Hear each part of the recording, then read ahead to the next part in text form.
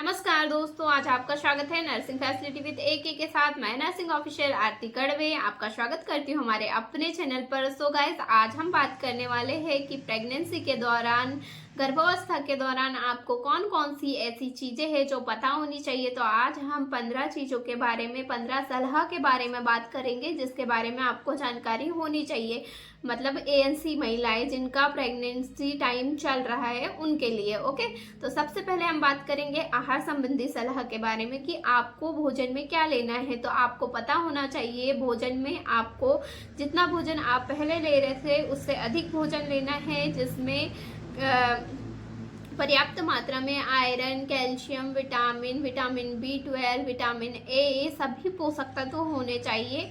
और यहाँ पर आपको हरी सब्जियाँ, हरी पत्तेदार सब्जियाँ जैसे मेथी, पालक ये ऐड कर लेने हैं। साथ में दूध से बने हुए जैसे कि दही या फिर पनीर ऐड कर सकते हो। अगर जो मांस मछली खाते हैं वो अपनी भोजन में मांस मछली ऐड कर सकते हैं, अंडे, ये सब चीज़ आपको ऐड करनी है। ओके, तो ये आपके बच्चे को भी आपसे ही भोजन जाने वाला है, मतलब कि जो भी आप लोगे वही बेबी को जाएगा। ओके, तो आप लोग याद रखिए, पहले से अच्छे तरीके से और भरपूर मात्रा में आहार लेना है आपको। और आहार संबंधी एक पूर्व डिटेल, मतलब संपूर्ण डिटेल में एक वीडियो हम बना देंगे। उसके बाद बात करते हैं यहाँ पे पर्याप्त नींद और आराम। आपको पर्याप्त नींद 6 से 8 घंटे की नींद लेना है। और दिन में आप कोई भी काम कर रहे हो तो बीच में थोड़ा रेस्ट करना है। कंटिन्यू काम नहीं करना है, लगातार कोई भी काम नहीं करना है। 1 घंटे काम कर रहे हैं, आधा घंटे काम कर रहे हैं तो 10 मिनट 15 मिनट का रेस्ट करना है।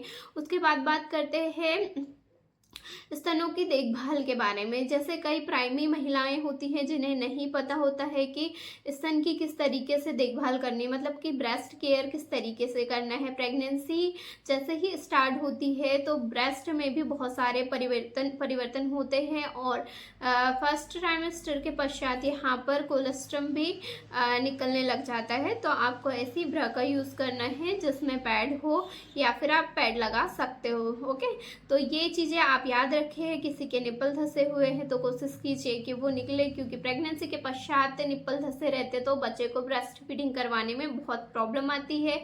और ऐसी ब्रा पहनना है जो आपको कंफर्टेबल हो और सपोर्टिव हो। ओके, तो ये बातें याद रखिए और अच्छे से केयर करनी है। देन उसके बाद बात करते हैं स्तनपान के बारे में कि डिलीवरी के पश्चात बेबी को स्तनपान करवाने की प्रोसेस। और आपको जानकारी होना चाहिए कि डिलीवरी के पश्चात विदिन 1 आवर, मतलब 1 घंटे के अंदर में बच्चे को ब्रेस्ट फीडिंग करवानी है, जल्द से जल्द। ओके, तो और एक बात कि 6 महीने तक बच्चे को केवल और केवल माँ का दूध ही देना है। यहाँ पर कुछ लोगों को पता नहीं होता है तो वो माँ के दूध के अलावा बच्चे को पानी दे देते हैं, देन शहद चटा देते हैं, गुड़ का पानी देते हैं, गाय का दूध पिलाते हैं, कुछ भी। तो आपको ये नहीं करना है, केवल माँ का दूध पिलाना है बच्चे को, इसके अलावा कुछ भी नहीं देना है। 6 महीने तक बच्चे को किसी भी चीज़ की आवश्यकता नहीं होती है इसके अलावा। ओके, देन इसके बाद बात करते हैं आयरन फॉलिक एसिड की गोलियाँ। तो जैसे ही आपका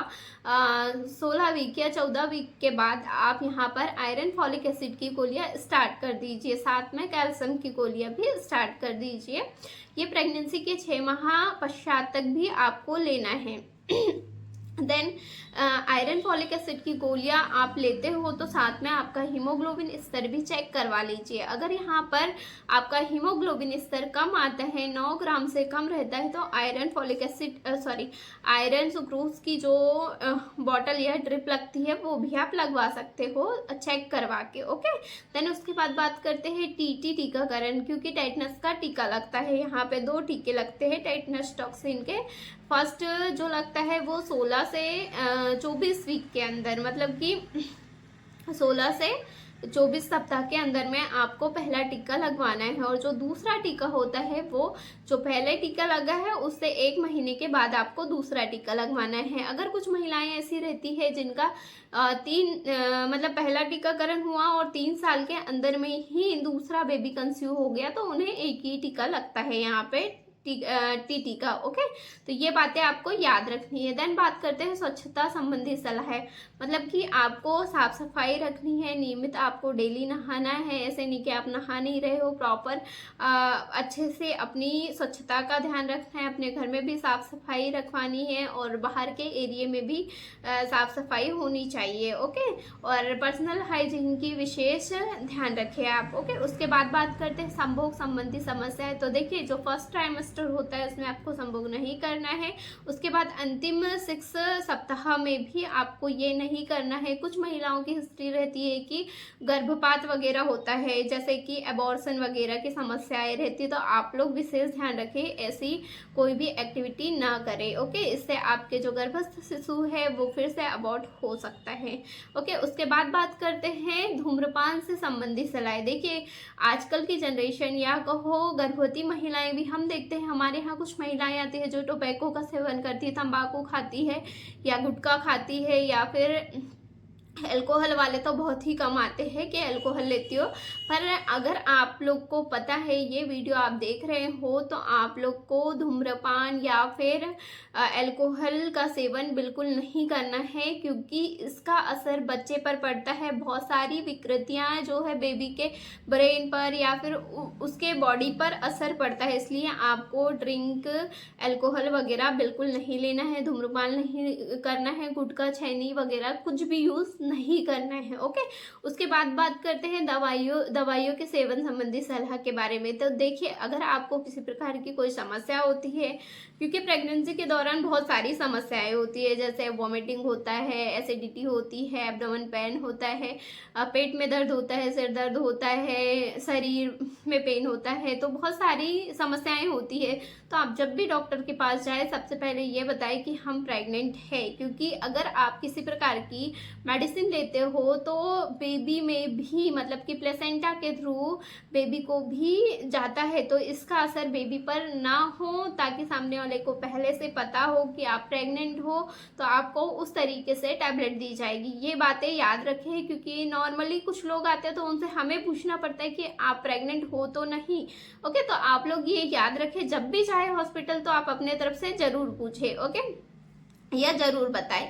उसके बाद कब्ज के निवारण, मतलब कि देखिए, डिलीवरी के टाइम पे बहुत ज़्यादा कॉन्स्टिपेशन होता है, कब्ज होता है, भोजन अच्छे से डाइजेस्ट नहीं होता है। तो आपको यहाँ पर क्या करना है, जो रेशेदार भोजन होते हैं या फाइब्रॉइड वाला जो वो रहते हैं, रेशे वाले फल हो, फ्रूट्स हो, वो आप ले सकते हैं। अपना जो डिहाइड्रेशन से बचना है, पानी पर्याप्त मात्रा में पीना है।